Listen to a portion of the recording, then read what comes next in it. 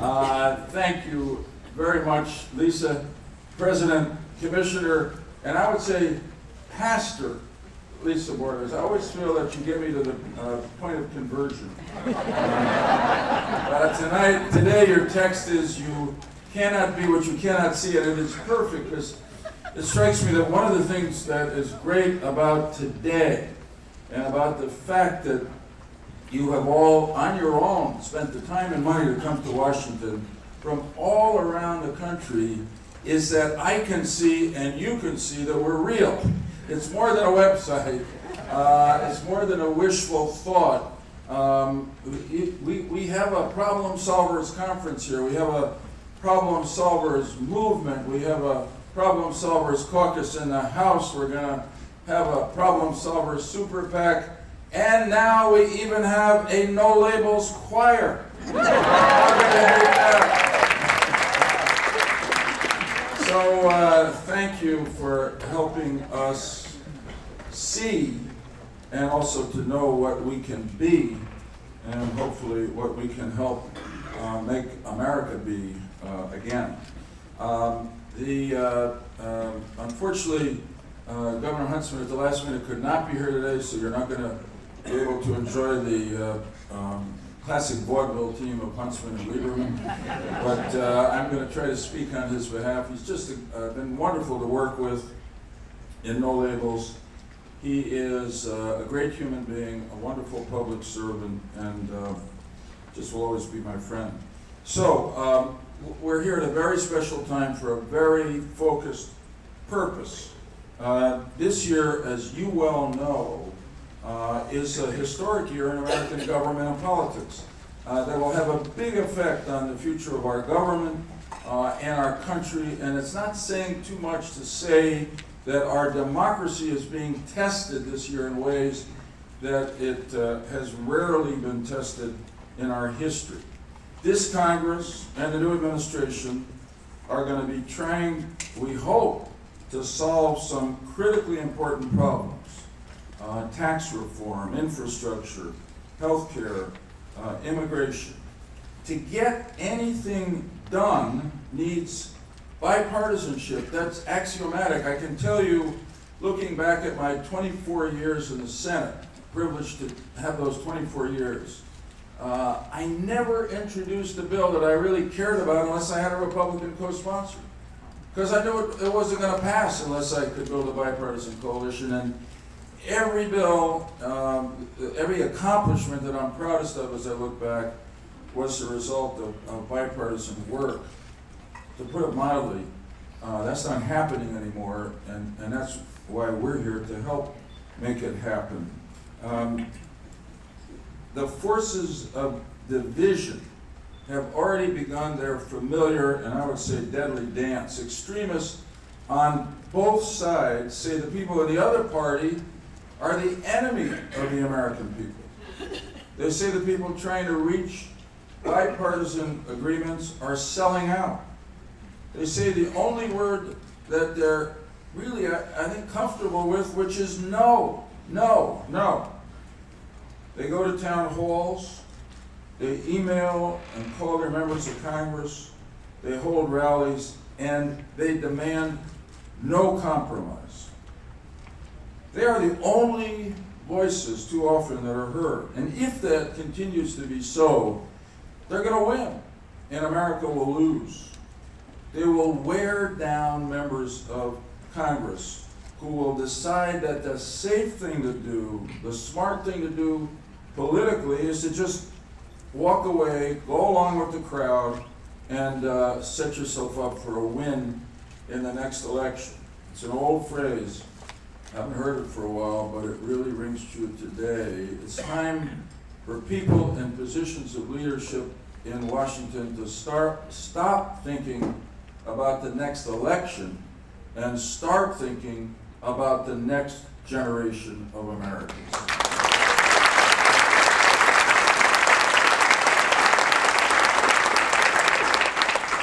So, even the most basic acts of governing in Washington, like confirming nominees and passing budgets, seem almost impossible lately and never happen, rarely, on time. That won't change. None of this will change unless citizens like you rise up and do exactly what you're doing.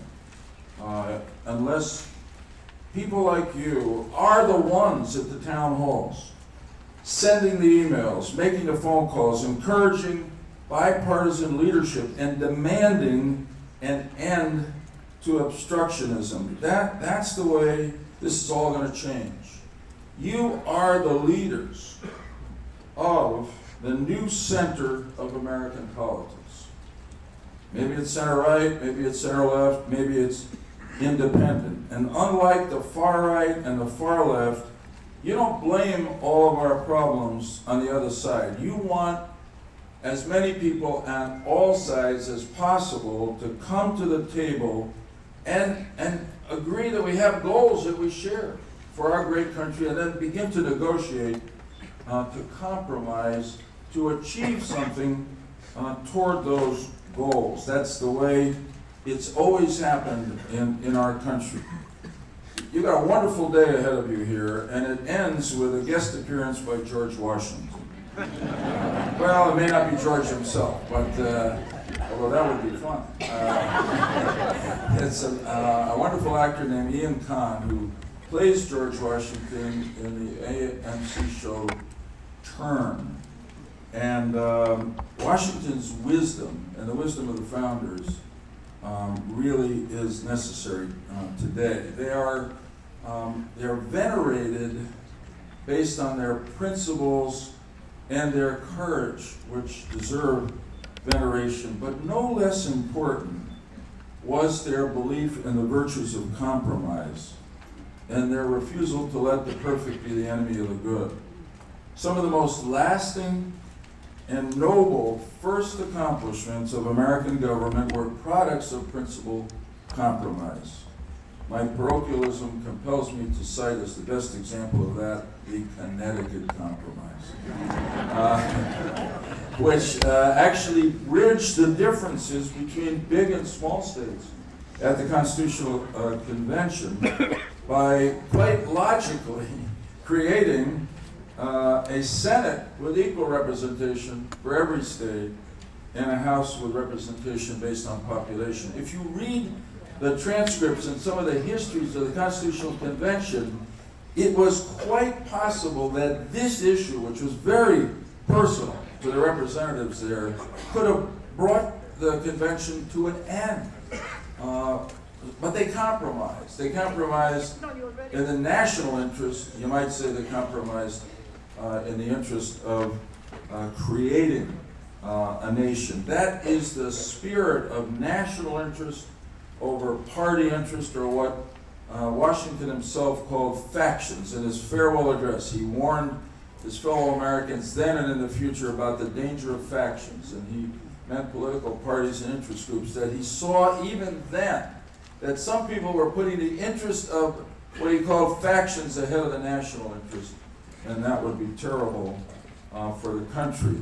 Throughout our history, it's the ability of our leaders to rise above those factions and put the national interest first that has enabled our country to take its greatest strides forward. You don't have to go back to the founding to see the virtues of compromise and cooperation at work. In the 1980s, Ronald Reagan and Tip O'Neill brought their parties together to reform the tax code and to protect Social Security.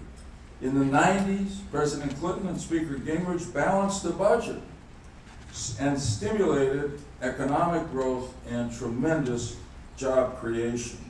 That's not so long ago, but it is hard to remember in these polarized times. This is how it worked when America worked best in our histories. Our leaders fought and they disagreed, often passionately, but they managed to get to yes when that's what the times and the American people demanded. So what you and I, and no labels, are asking for now isn't some radically new idea.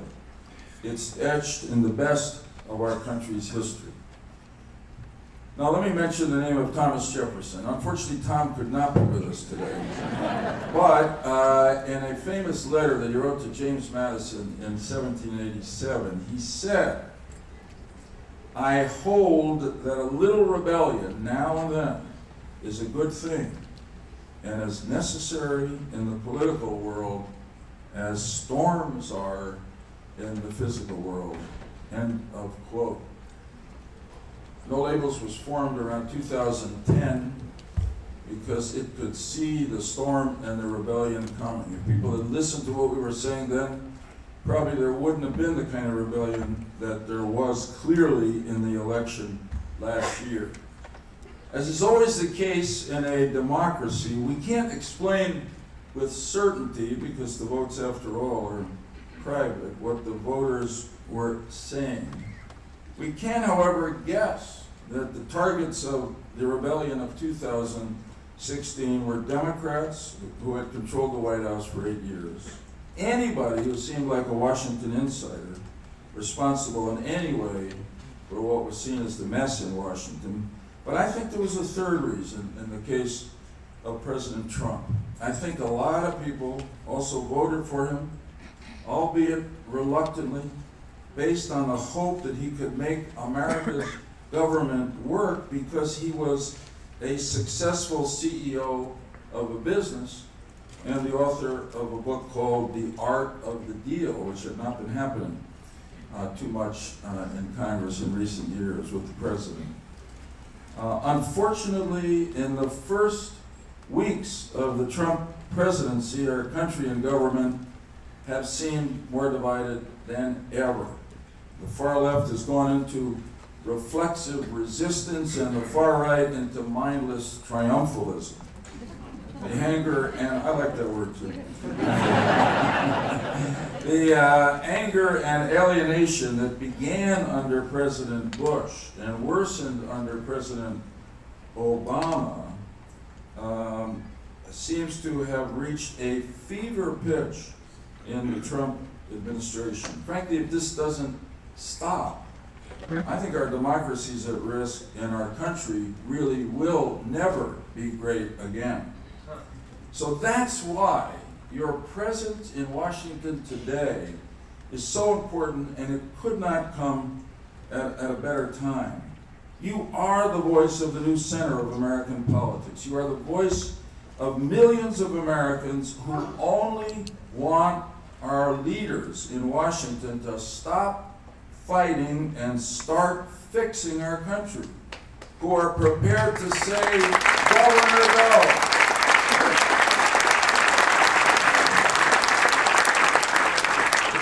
It's that simple. Govern or go.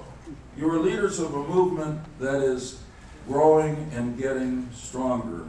More than 1 million people now engage with No Labels through Facebook. We have, as I said, a Problem Solvers Caucus in the House with 35 members, 18 Republicans, 17 Democrats. 35 members of both parties working together can control the decisions that the House of Representatives makes. As I mentioned, we have people who have been involved with No Labels who are forming a super PAC with the goal of raising $50 million for the 2018 congressional elections to support problem solvers and oppose partisan obstructionists. And that's so at the moment when a member of Congress wants to do something that his or her conscience and sense of what's right for the country compels them to do, but there's some interest group that they've got money from and hope to again that tells them not to do that, that they're going to say, the hell with that. The No Labels Problem Solver Super PAC is going to have my back. I'm going to work with the other party and get something done. So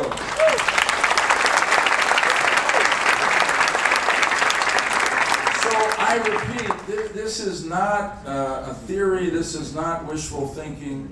You are part of a growing national movement.